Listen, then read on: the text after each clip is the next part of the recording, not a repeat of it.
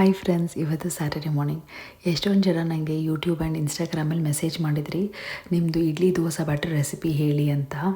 ನಾನು ಬಂದು ನಾಳೆ ಪಾಟ್ಲಾಕಿಗೆ ಹೋಗ್ತಾ ಇದ್ದೀನಿ. ಸೊ ಅದಕ್ಕೆ ದೋಸೆ ಬ್ಯಾಟರ್ ಬೇಕಿತ್ತು. ಸೊ ಅದನ್ನು ಮಾಡುವಾಗ ಅದನ್ನೇ ಒಂದು ವೀಡಿಯೋ ಥರ ಮಾಡಿದ್ರೆ ಎಷ್ಟೊಂದು ಜನಕ್ಕೆ ಯೂಸ್ಫುಲ್ ಆಗುತ್ತೆ ಅಂತ ಮಾಡ್ತಾಯಿದ್ದೀನಿ. ನನ್ನ ಬ್ಯಾಟರ್ ರೆಸಿಪಿ 1:4.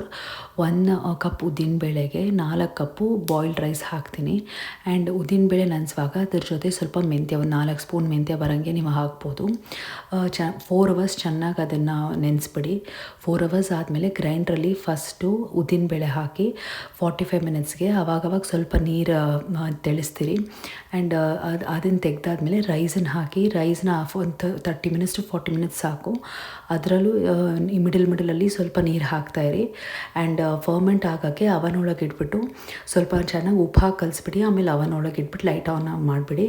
ತುಂಬ ಚೆನ್ನಾಗಿ ಬರುತ್ತೆ. ಒಂದು ಟೈಮ್ ಟ್ರೈ ಮಾಡಿ ನೋಡಿ. ಬಾಯ್.